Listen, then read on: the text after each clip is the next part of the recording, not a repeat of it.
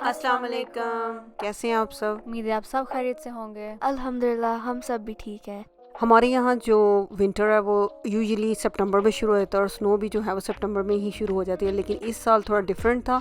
तो इस वीकेंड में ही जो है वो फर्स्ट स्नो इस सीज़न की हुई थी और आप देख सकते हैं कि आज माइनस में टेम्परेचर था और जो बाहर फ्रॉस्ट जमी हुई है तो काफ़ी ठंड थी। -4 आई थिंक टेम्परेचर था और फील्स लाइक -10 था और ये मुझे बहुत अच्छा लगा, तो मैंने कहा आप लोगों के साथ भी शेयर करते हैं। और फिर मैंने अपनी बेटी के लिए नाश्ता बनाया और उसको स्कूल ड्रॉप करने के लिए चली गई। हमारे घर में से एवरीडे सिर्फ यही स्कूल जाती है और मेरे बाकी बच्चे भी ऑनलाइन क्लासेस रहते हैं और मेरे हस्बैंड भी जो है वो घर से ही अपने ऑफिस का काम करते हैं, तो कोई भी नहीं चाहता, सिर्फ मुझे इसी को ड्रॉप करना होता है। और आप देख सकते हैं ये स्कूल टाइमिंग में बहुत ज़्यादा रश होता है और मैंने उसको ड्रॉप किया।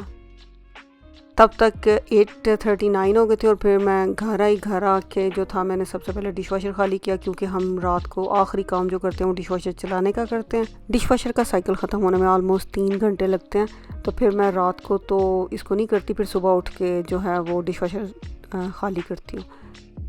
इसके बाद मैंने अपने लिए नाश्ता बनाया और चाय बनाई। नाश्ता मैंने इसलिए नहीं दिखाया क्योंकि वो रेगुलर था। पराठा बनाया था मैंने और आज मेरा दिल था कि मैं अचार के साथ खाऊं, तो मैंने पराठा और अचार खाया और उसके बाद में जो है मैंने चाय बनाई और आराम से मज़े से बैठ के चाय पी। चाय पीते पीते मेरे बाकी बच्चे भी जो थे वो गए थे, तो मेरे बेटे को ऑमलेट बहुत पसंद है। उसने मुझे कहा था कि उसको ऑमलेट और रोटी चाहिए और ऑमलेट में जो है वो उसको फ्लिप करना सबसे मुश्किल काम है। समटाइम आपसे बिल्कुल ठीक भी होता है, समटाइम जो है वो टूट भी जाता है। फिर जब मैं नहीं चाहिए तो मैंने सोचा कि मैं क्या नाश्ता करूं और जब कुछ ना समझ आया कि क्या नाश्ता करना चाहिए तो फिर मेरा गो टू है चूरी खाना। तो फिर मामा ने मेरे लिए चूरी बनाई। चूरी हम बचपन से ही बड़ा खाते आ रहे हैं। I know it's not healthy, लेकिन बड़ा मज़े का बनता है। तो सबके नाश्ते के बाद फिर क्लीनिंग की बारी आई, तो मैंने स्टोव को जो था वो oven cleaner easy off I think ये है। मैं इसको अवन के अंदर से साफ़ करती हूँ, मैंने टॉप से कभी नहीं किया था। ये फ़र्स्ट टाइम मैंने इसके टॉप के ऊपर जो था वो किया, क्योंकि मेरा टॉप बहुत ज़्यादा गंदा था, तो मैंने कहा इसको ट्राई करती हूँ। लेकिन अल्हम्दुलिल्लाह काफ़ी अच्छा क्लीन हो गया। अभी टोटली सारा नहीं हुआ लेकिन काफ़ी ज़्यादा हो गया। और जब मैंने उसको स्प्रे किया, मीनवाइल जो बर्तन थे नाश्ते के वो सारे मैंने क्लीन कर लिए, जो डिश वॉशर में लगाने थे और जो वैसे हाथ से वॉश करने थे वो सारे वॉश करके रख लिए। और जब मैं बर्तनों से फारिग हुई तो फिर मैंने जो स्टोव था उसको अच्छे तरीके से स्क्रब किया और उसको जो है वो क्लीन किया अच्छे तरीके से।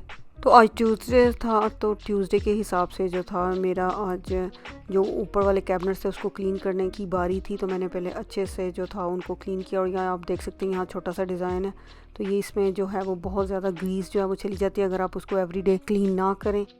उस दौरान मामा ने मुझसे कहा कि मैं ना फ्रिज वगैरह साफ़ कर लूँ, तो उसके लिए मैंने ये स्टेनलेस स्टील वाइप्स इस्तेमाल किए और मैं तो मतलब इस्तेमाल करके उनकी फ़ैन हो गई। इतना उन्होंने साफ़ किया, सारे जो वाटर मार्क्स थे सारा कुछ गायब उन्होंने कर दिया बिल्कुल। मेरे ख्याल से इसमें थोड़ा सा ना लाइक ग्रीस टाइप कुछ होता है जिससे वो अच्छे से शाइन हो जाता है। ये देखिए डिश वॉशर भी हमारा स्टेनलेस स्टील का है, तो एक साइड पे अब ऐसे आप उसको करते थे वाइप तो बिल्कुल वो अच्छे से साफ़ हो जाता था। ये देखें चमकता चमकता फ्रिज और साथ में चमकता चमकता हमारा डिश वॉशर। क्लीनिंग करने के बाद मैंने कहा कि चिकन को मैरिनेट कर लेती हूँ, क्योंकि आज मुझे बटर चिकन बनाना था, तो उसका चिकन मैरिनेट हुआ हो तो वो ज़्यादा मज़े का बनता है। तो ये कोई इतनी स्पेशल रेसिपी नहीं है, नॉर्मली है, हर लोग सब लोगों को महल बनाना आता है। मैंने दही में उसके नमक मिर्च आई थिंक सूखा धनिया डालना था और गरम मसाला डाला और साथ में लेमन जूस और ऑयल डाला। जब आप किसी भी मैरिनेशन में ऑयल डालते हो तो उसकी मैरिनेशन जो है बहुत अच्छी होती है। तो मैंने चिकन को मैरिनेट किया और मीनवाइल जो था वो मैंने बटर चिकन का मसाला बना लिया। और बटर चिकन के साथ मुझे नान बनाने थे, तो साथ में मैं जो था वो नान के लिए आटा भी बना रही थी, क्योंकि इसके रेस्ट के लिए 2-3 आवर्स चाहिए होते हैं। और ये सब काम करते करते मुझे सायरा को पिक करने का टाइम आ गया, तो फिर इस तरह हम लोग उसको पिक करने के लिए चले गए।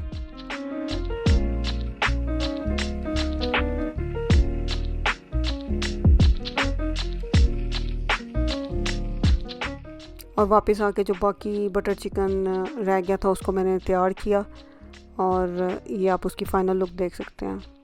और फिर मैंने नान बनाए और नान की रेसिपी मेरे चैनल पे ऑलरेडी है, लेकिन ये थोड़े डिफरेंट नान थे। वो रोगनी नान है, ये थोड़े सिंपल नान है।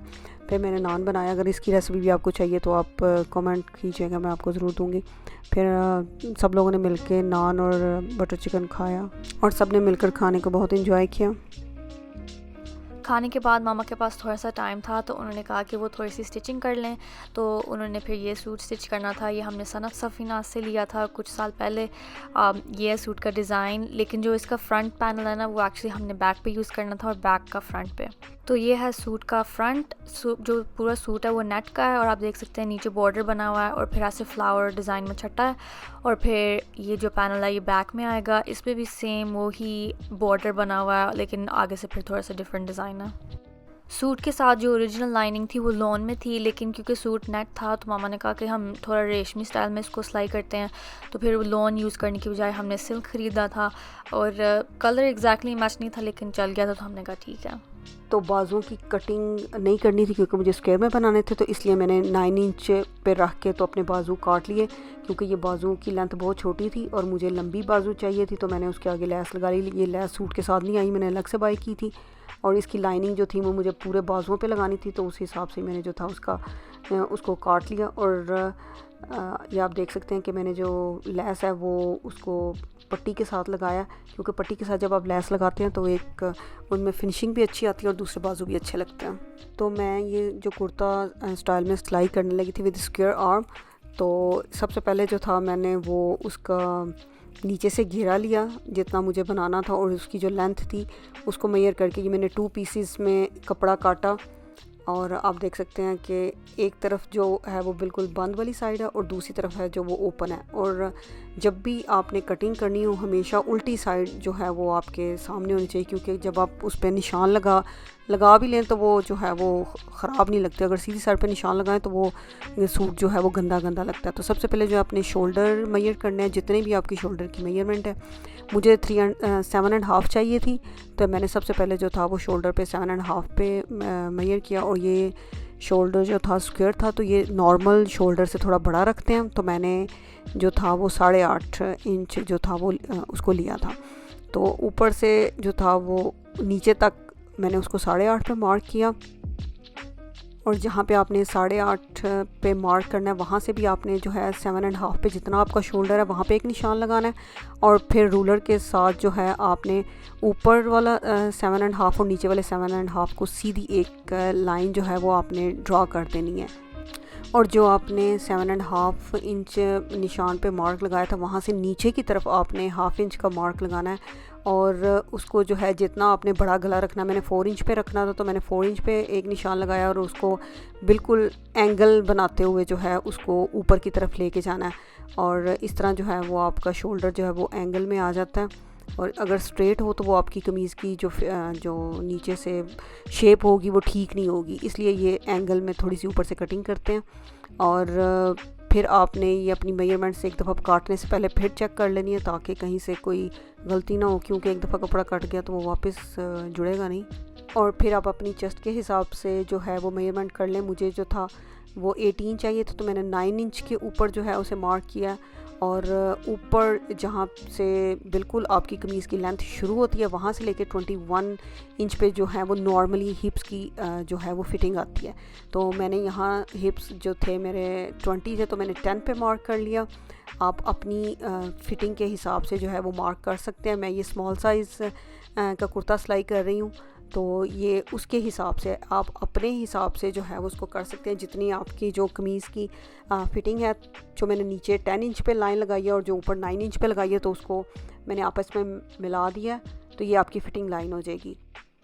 अब आपने ये जो अपने सारे लाइनें लगाई हैं, जो आपने फ़िटिंग की लाइन लगाई है आपने उस पे नहीं काटना, वहाँ से थोड़ा डिस्टेंस से काटना है, क्योंकि वो आपने वहाँ सिलाई करनी है। लेकिन ऊपर जो हमने शोल्डर का निशान लगाया था वो कटिंग का निशान लगाया था। इस चीज़ को आपने बहुत ख्याल रखना है। ऊपर से हमने जो निशान है वो कटिंग का है, लेकिन जो नीचे मैंने सिलाई का निशान दिया वो कटिंग का नहीं है। उधर से आपने 1 इंच या 1.5 इंच छोड़ के, जैसे आपकी सिलाई का निशान है तो वैसे ही आपने एंगल में जो है उसको कट कर लेना है, जहाँ पे आपने हिप का निशान लगाया वहाँ तक। ये इस तरह जब आप काटते हैं तो फिर आपकी फ़िटिंग की सिलाई होती है वो नीट होती है। और फिर जो ऊपर आपने हाफ इंच एंगल में निशान लगाया था उसको कट कर लेना है और इस तरह आपकी कमीज़ की जो कटिंग है वो हो जाएगी। अगर आपने कोई सूती कटिंग करनी है, मैंने ये लाइनिंग वाली कमीज़ की कटिंग की है, तो मुझे अब जो है वो इसके साथ इसकी जो नेट वाली जो कपड़ा है उसको भी कट करना है।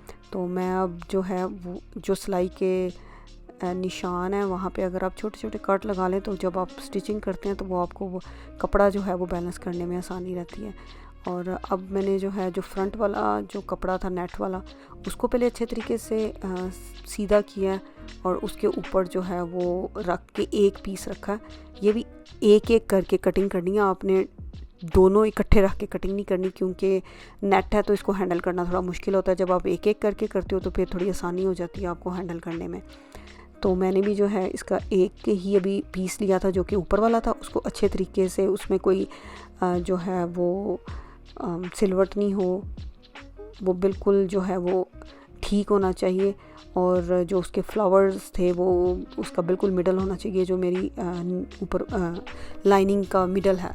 तो ये आप फिक्स कर लें इसको अच्छे से और इसके ऊपर फिर जो है वो बिछा लें अपनी लाइनिंग। और अगर आप बिगनर्स हैं तो आप इस पे पिन्स लगा सकते हैं काटने से पहले, क्योंकि जो लाइनिंग के अलावा जो नीचे वाला कपड़ा होता है वो हमेशा डेलिकेट होता है, इसलिए हम उसके नीचे लाइनिंग लगाते हैं। तो मेरी नेट है तो नेट भी बड़ी डेलिकेट है, और अगर आप प्योर का सूट लेते हैं या कोई सा भी ऐसा सूट लेते हैं जिसको लाइनिंग की ज़रूरत होती है तो वो बहुत ज़्यादा सिल्की होता है और बहुत ज़्यादा फिसलता है। तो इसलिए अगर आप पिन्स लगा के काटेंगे तो आपका जो सूट है वो सही रहेगा, छोटा नहीं होगा, वरना कटिंग करते करते जो है वो ऊपर वाली जो ओरिजिनल सूट होता है वो लाइनिंग से छोटा हो जाता है। तो अगर आप उसको पिन्स कर लेंगे अच्छे तरीके से और फिर काटेंगे तो वो बिल्कुल ठीक कटेगा। तो इस तरह मैंने जो अपना फ्रंट और बैक था दोनों को अच्छी तरीके से मेजर करके तो मैंने काट लिया। अगर आपको कटिंग से रिलेटेड कोई भी क्वेश्चन है तो आप कमेंट कर सकते हैं और पूछ सकते हैं। आई होप कि मैंने आपको अच्छे से समझाया हो। उम्मीद है कि आपको हमारा आज का व्लॉग अच्छा लगा होगा। अगर अच्छा लगा है तो कमेंट, शेयर और सब्सक्राइब ज़रूर करें, और अगर आपने ऑलरेडी सब्सक्राइब किया है तो आपका बहुत बहुत शुक्रिया। इंशाल्लाह हम आपको मिलेंगे अपनी अगली वीडियो में, तब तक के लिए अल्लाह हाफ़िज़।